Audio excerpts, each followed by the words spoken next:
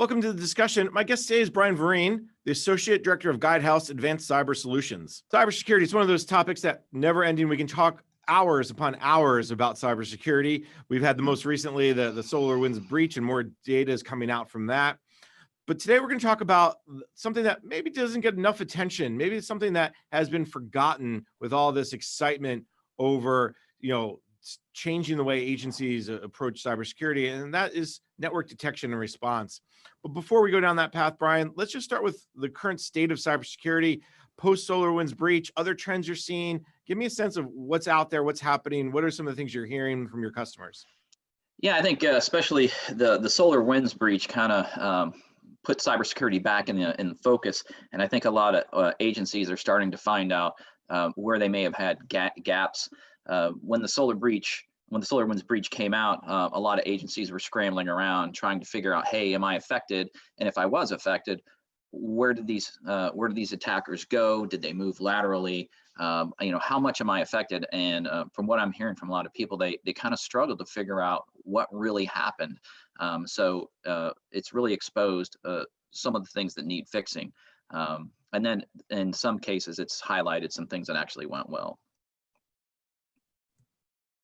How would you compare the SolarWinds breach, for instance, to what we saw with NotPetya or with the one escapes in the name, WannaCry? There it is. I brought it back. How would you compare? I mean, not from a bad, worse, which one's better, but more of a government response, how they handled it. Yeah, I think the NotPetya and most of the ransomware really hasn't hit government too hard. Matter of fact, I'm not aware of any federal agency being hit by a big ransomware wave. And most federal agencies do a decent job of scrubbing email and making sure the easy things are knocked out. I think CISA and the CDM program's done a real good job of eliminating the low-hanging fruit of vulnerabilities. So I think what you're seeing with the ransomware is it's not that it can't ever hit a federal agency. I just think that federal agencies are doing a pretty good job. This one was very interesting because it was the supply chain attack. So it was dealing with something that an administrator would download and put on the server. So all those protections that we had, all those vulnerability management tools that we have, they really weren't effective because you were applying one of the vulnerability management pieces, which is a patch. And so if you didn't have good network detection or good endpoint detection, you really struggled to figure out that this happened. So I know from a lot of people that when this happened, like I said, they really struggled to figure out what exactly happened.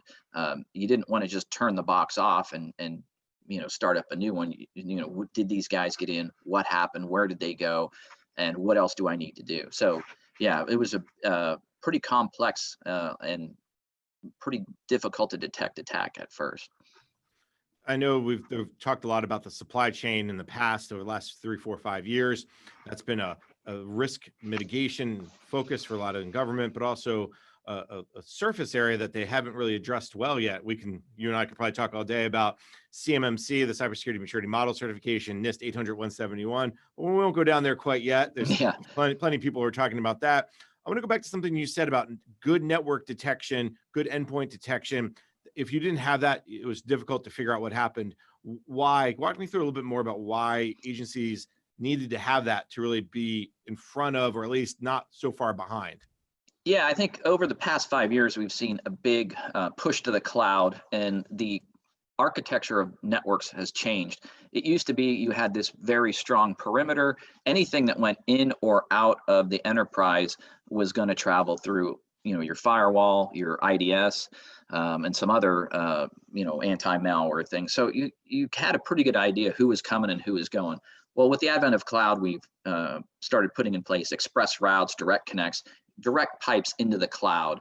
The other thing is that everything comes in over the web right now. So there's a lot of things that you can do just over an HTTP or HTTPS connection. The other thing is a lot of the network traffic has gone encrypted. So the traditional IDS was always looking for pieces of malware or a specific code. So it was really focused on finding definitely bad stuff. Well, modern attacks, the way that modern attackers are they've been doing it this way. They're stealing credentials. So they're impersonating somebody on your network with privileged credentials, and they're moving around. So your traditional tools that are looking for bad code, malicious software, things like that, they're not going to be effective because the attacker isn't using malicious code. They're basically impersonating somebody. So if you haven't modernized your security, then you're going to have a hard time dealing with these modern attackers. And I always say it's a modern attacker, not advanced, because maybe 5 years ago this was advanced, but this is how attackers are working these days. And I know that's why the breach that happened with Office of Personnel Management came up many times during the SolarWinds because of the type of attack it was. And that actually leads us down the path to zero trust. We've been talking about zero trust, it feels like, for, I don't know, 2 years now. It's a hot topic. Every conference we would go to or now virtually attend, somebody talks about zero trust. It comes up. One of the things that I've seen over the last year or so is the COVID pandemic has really spurred this move to zero trust, really gave agencies a better understanding of what this means and why it's important. Do you think the SolarWinds piece now is the icing on the cake, if you will, to say that when you talk about zero trust, why this is so important? Yeah, I think with zero trust, it's a good concept, but I think sometimes people try to simplify it and they think, hey, I'm going to get this identity management solution and I'm going to get this virtual solution and I'm done. But the bottom line is you still have network traffic moving throughout your network. You still have your agency data moving around. And if you don't have good visibility on that, the zero trust really is not going to help you out much. People hear the zero trust and they kind of see it as the easy button. But if you look at the NIST documentation on how to implement zero trust, it's quite difficult. And a big piece of zero trust is network visibility. So you can't just do, one easy piece of zero trust and then call it a day. It's a very effective framework, but you have to do the entire framework. Walk me through a little bit of what that means when someone hears have to do in the entire framework. Well, I have CDM, I have Einstein, I have TIC, I have, right, all these pieces. What's missing, or what are agencies, what part of zero trust are maybe agencies starting to overlook or not understand? Yeah, I think what you're going to have to start doing is getting some kind of smarter network detection where you're, like I said previously, most of our intrusion detection is what we used to call NDR. It was focused at the perimeter and it was looking at all the traffic, but we never really had good capability inside the network. So all of that internal, what we call east-west traffic, all of that there's never been a really good way to monitor it. And what you really have to do is start tracking a lot of these privileged users as well. What are they doing? With artificial intelligence and machine learning, you can start doing things that sound easy on paper, but are actually difficult to do in practice. And so you can start tracking, hey, this particular administrator, this is the pattern. He logs into these 3 computers, he touches these 18 servers, and that's pretty much his or her behavior. With some of the new network detection technology, they can start taking a look at that and start figuring out, hey, this administrator is logging in to different systems and they are touching systems that they don't normally talk to. And so they can alert the security personnel, hey, you need to go check this out. And they can leverage some of the other security tools that they have on the network. So without that, you're going to have a difficult time understanding what's going on in your network, especially with the way they want to do zero trust and remote activity. You really need to track what's moving through your network. It's interesting you talk about, hey, this security person usually goes about this. Now they're doing it, differently. That's something we've been talking about for years, the roles and responsibilities. Does Brian usually log in from Maryland at 8 a.m. and all of a sudden he's logging in from California at 6 a.m.? Is that a red flag? We've been talking about this for a long time. Is that a network detection security operations center? Is that a zero trust? Help me understand how this all fits together. Yeah, I mean, it's all of those. So you need the technology first to even measure it and see it. So that's where your network sensors come in. And then you need a smart technology that can kind of correlate that. Like I said, it sounds easy to do on paper, but if you actually had an analyst sit down and run a whole bunch of queries through their SIM, it would be very difficult to do. So a lot of people want to focus on threat hunting, but a lot of teams are just blindly hunting around the network looking for odd things. With a good network detection technology, you can kind of give your hunters kind of a head start. I always liken it to, having a guy that's going to go hunting, he's going to go hunt duck. Well, are you just going to let him loose in the middle of nowhere and say, go find one? Or are you going to, the network detection kind of lets you look at a map and say, hey, there's a swamp here. Maybe you should go hunt over there. So that type of thing with the network detection, it's just kind of giving your hunters a head start, and it gives them a lot more information on what's going on.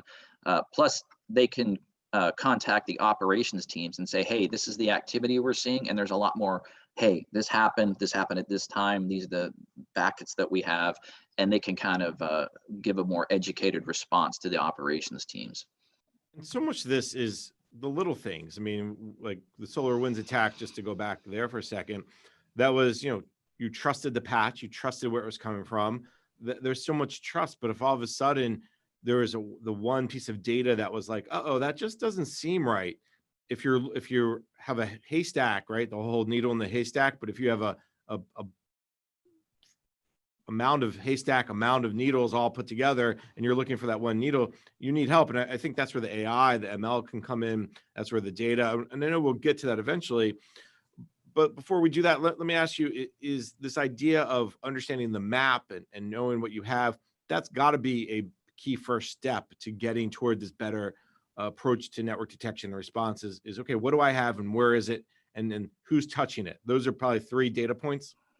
Yeah, especially with the SolarWinds, a lot of people are looking at it like, hey, this was really highly advanced, and it was. But once the attacker got inside the network, they started using pretty normal adversarial techniques. So if you had a good NDR and EDR combo, you should start seeing that attacker starting to move off that SolarWinds box, especially when, SolarWinds, you shouldn't be seeing a lot of, Active Directory type of traffic from that machine. You shouldn't see it pulling files down and things like that. So if you have an NDR that can see that and say, hey, wait a minute, this is the normal behavior of this server, and then today it's doing all kind of crazy things, and just to alert those teams so they can go look at it. I think finding the malicious code in the patch might have been difficult, but I think if you had a good NDR and some other security tools, you should have detected this and been able to get these guys off your network.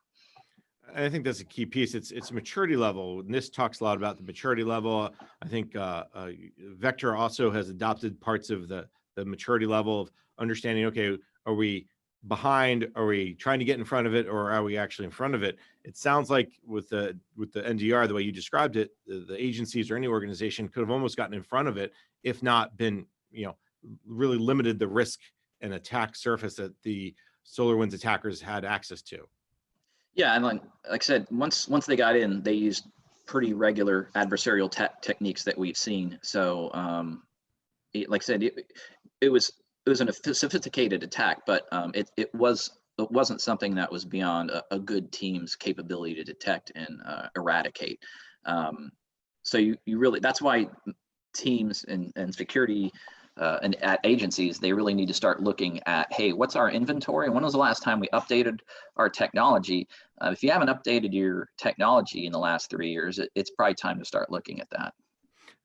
And I think under CDM, there are tools to do that. So maybe agencies should make that easy. Brian, let's take a quick break. When we come back, we can continue our conversation and get into more specifics about network detection and response capabilities. Okay. You're listening to the discussion, Why Network Detection Matters More Than Ever, sponsored by Vectra on Federal News Network.